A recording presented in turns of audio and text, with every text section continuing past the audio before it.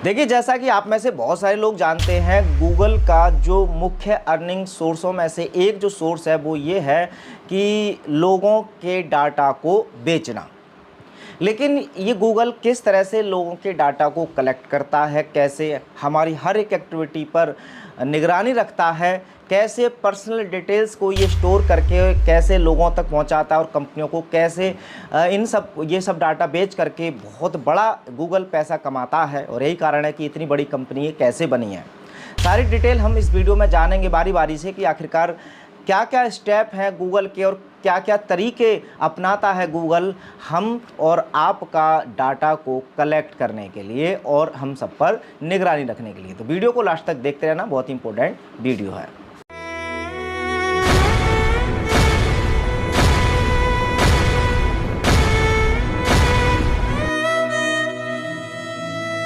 नमस्कार, मैं हूं सुमित आज़ाद और अवेकन भारत की इस नई वीडियो में आपका फिर से बहुत बहुत स्वागत है।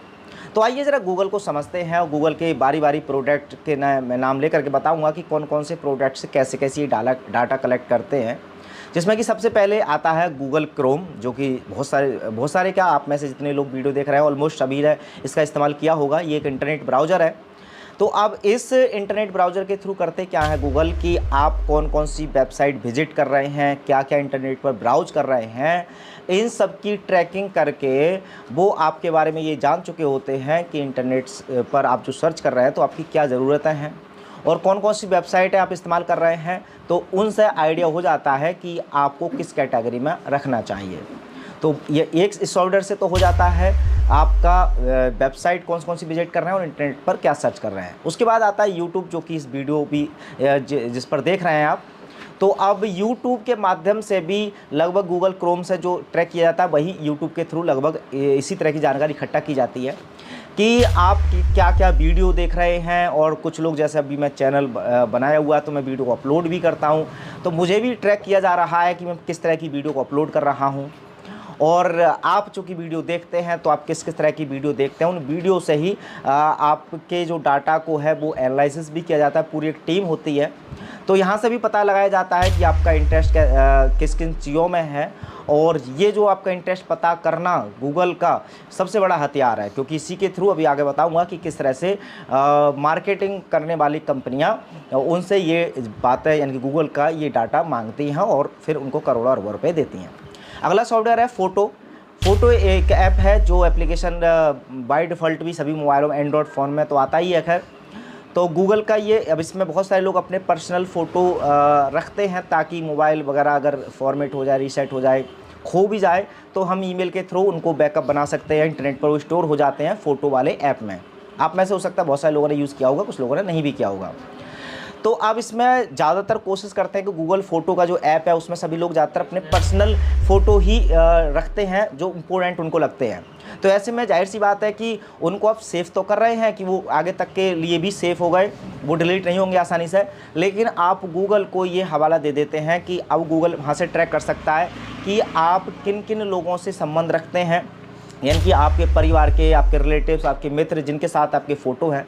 और इसकी टैगिंग भी चूँकि बहुत से लोग कर देते हैं कि एक दूसरे के साथ शेयर भी करते हैं। जैसे आप अगर मित्रों की फ़ोटो डाल रहे हैं अपने गूगल फ़ोटो में तो उनको भी आप टैग कर देते हैं कि ये भी इसमें है।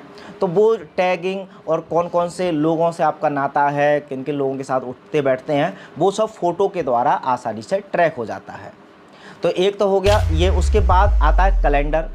अब गूगल का जो कैलेंडर है उसमें आप आने वाले कुछ प्लान्स, अपॉइंटमेंट, ये सारी चीज़ें बहुत सारे लोग, प्रोफेशनल लोग भी इसको इस्तेमाल करते हैं और पर्सनल रूप से भी आप, जैसे आप जो भी डेली का शेड्यूल बनाते हैं वो भी उसमें आप डालते हैं। तो ऐसे में आपको थोड़ी सुविधा हो जाती है कि गूगल आपको याद कराता रहता है कि आपका ये अपॉइंटमेंट है या आपका जो भी शेड्यूल आगे आपने प्लान किया है।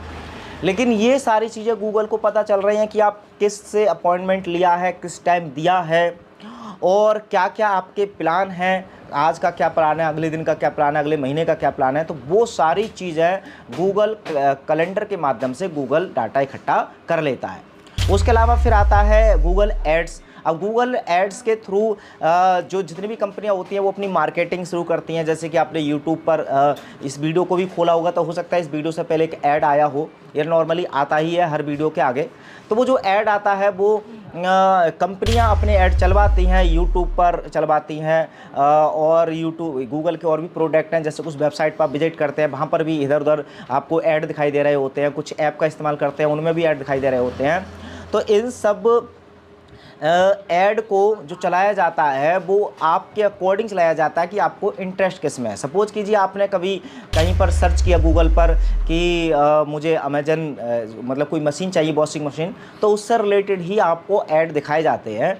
तो ये जो गूगल ऐड है, गूगल ऐड आपको ऐड दिखा करके ये पता करता है कि आपको किस किस चीज़ों में इंटरेस्ट है। जैसे आपके सामने 10 अगर ऐड आए, आपने 2-3 ऐडों पर क्लिक की तो उसको पता चल गया कि किस किस तरह के चीज़ों में इनको इंटरेस्ट है। तो ऐसे करके गूगल ऐड भी गूगल एड्स के द्वारा भी आपको या हमको सबको ट्रैक किया जाता है। उसके अलावा फिर शॉपिंग, गूगल शॉपिंग का जो ऐप है या जो वेबसाइट भी है, तो उसके द्वारा क्या होता है कि जैसे मैंने बताया कि आप कोई भी चीज़ अगर सर्च कर रहे हैं, कोई भी प्रोडक्ट ऑर्डर कर रहे हैं, तो ये तो सबसे बड़ा हथियार, सबसे ज़्यादा हथियार यही है कि आपको मार्केट में कौन कौन सी चीज़ की ज़रूरत है, कौन कौन किस तरह के प्रोडक्ट आपको चाहिए, आप किसान हैं, डांसर हैं, कौन है, क्या है, सारी चीज़ पता चल जाती है और किन किन चीज़ों की आवश्यकता होती है। यही डाटा अगर कंपनियों के पास चली जाए तो जो आप जिन वस्तुओं में आपका इंटरेस्ट है, जो वस्तुएं आपको चाहिए, अगर वो कंपनियां खुद आपको ऑफ़र करें तो जाहिर सी बात है कि उनका प्रोडक्ट आप ख़रीद सकते हैं क्योंकि आपको उसकी ज़रूरत थी। लेकिन ये गूगल को पता चल जाता है और गूगल फिर यही बात कंपनियों को बेच करके बता देता है कि भाई हमारी ऑडियंस जो है ये चाह रही है और आपका प्रोडक्ट हम वहीं तक पहुँचाएँगे जहाँ पर उसकी ज़रूरत होगी। तो ऐसे में ये मार्केटिंग में ये वाला भी जो डाटा है शॉपिंग का, ये भी बहुत ज़्यादा इनके काम आ जाता है। अगली बात करते हैं मैप्स की। अब मैप को तो आपको पता ही है कि अब मैप के थ्रू जैसे अभी कभी बड़े बड़े शहरों में हम जाते हैं तो रास्ता पता नहीं होता तो हम गूगल मैप का सहायता ले लेते हैं। इससे हमें बड़ी सुविधा हो जाती है, किसी से रास्ता पूछने की ज़रूरत नहीं होती है।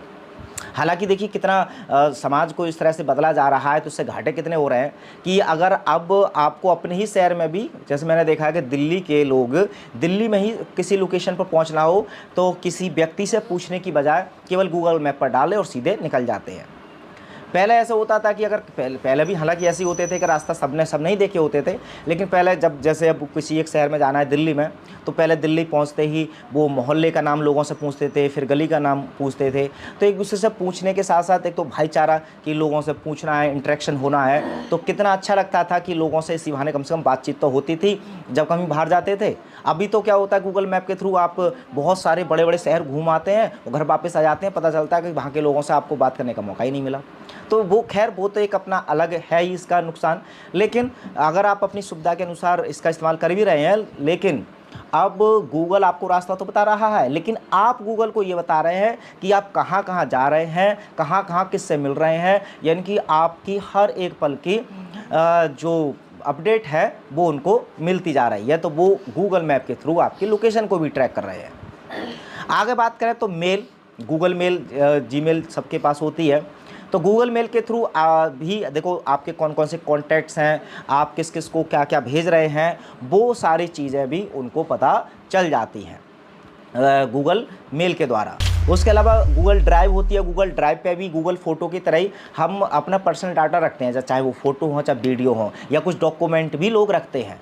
लेकिन यहाँ ध्यान दीजिएगा कि हम ज़्यादातर गूगल ड्राइव पर, चूँकि फ्री में ये बहुत कम स्पेस देता है, तो हम कुछ इंपॉर्टेंट चीज़ें ही स्टोर करके रखते हैं। इधर उधर की चीज़ों को हम नहीं रखते हैं कि डिलीट हो भी जाएगी, कोई फ़र्क नहीं पड़ता। तो आप देखिए फिर से कि आप पर्सनल डाटा को अपने यार दोस्त, अपने रिश्तेदारों से बचाने के लिए गूगल पर डाल रहे हैं, तो लोगों से तो वो बचा रहे हैं, प्राइवेसी लोगों से आपको मिल रही है, पासवर्ड लगा करके आप डाल रहे हैं, लेकिन अब गूगल को तो खुला नेता दे रहे हैं ना कि ये मेरा पूरा पर्सनल चीज़ है, आप देख लीजिए आराम से। तो गूगल ड्राइव पर भी आसानी से आपको पूरा डाटा जो भी वहाँ पर अपलोड किया जाता है वो सारी चीज़ें ट्रैक हो जाती है।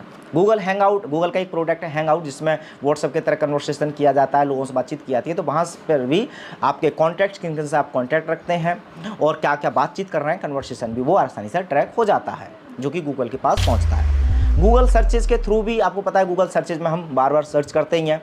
अब गूगल सर्च में जैसे किसी ने सर्च किया कि अभी ऑर्गेनिक खेती कैसे होती है, तो वो समझ जाएगा कि ये किसान है।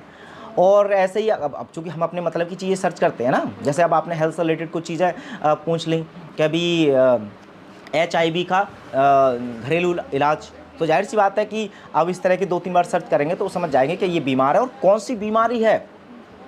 अब ये डाटा उसको पता चल गया। अब इस डाटा का गूगल कैसे फ़ायदा उठाएगा कि भाई अगर कोई मेडिकल फार्मा वाली कंपनियां हैं जो इस बीमारी की दवा बनाती हैं, उसको वो आपका डाटा भेज देंगी कि भाई ये जो व्यक्ति है ये आपके लायक सबसे ज़्यादा सूटेबल है।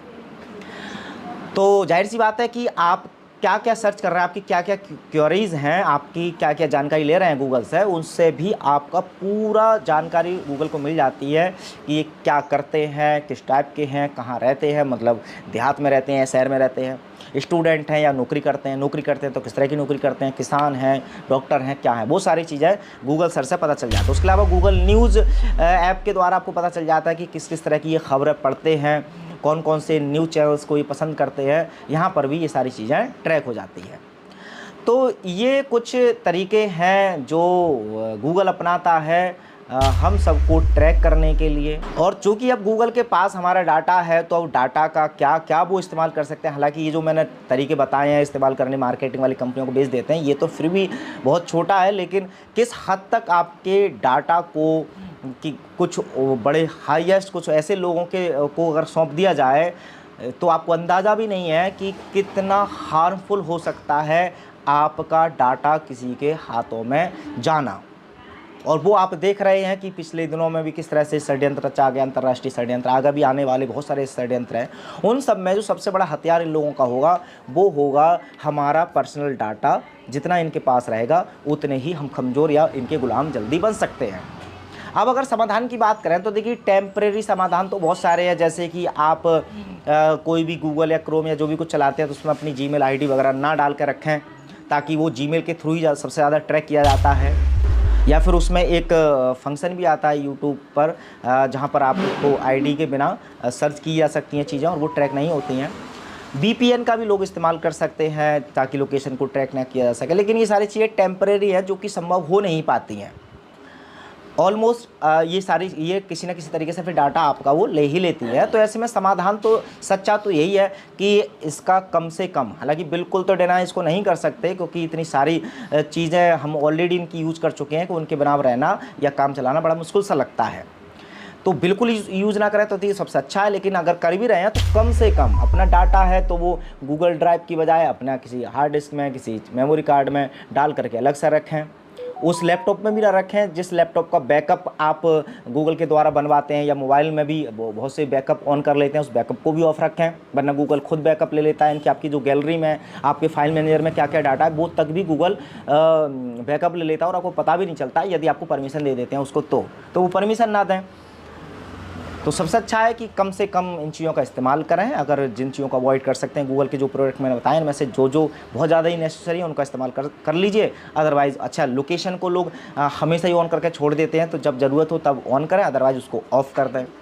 ये जो कैमरा रहता है नॉर्मली हम फ़ोटो खींचने के लिए तो काम करते ही हैं, बट कैमरे से भी ट्रैक किया जा सकता है, तो इसलिए ध्यान रखें कि कैमरे का इस्तेमाल ना भी कर रहे हैं तो आप चाहते हैं कि आपकी बिल्कुल ट्रैकिंग ना हो, तो इन कैमरों पर आप कोई कागज़ या कोई ऐसी चीज़ लगा करके रखें ताकि ये पूरी तरह से ब्लाइंड हो जाए।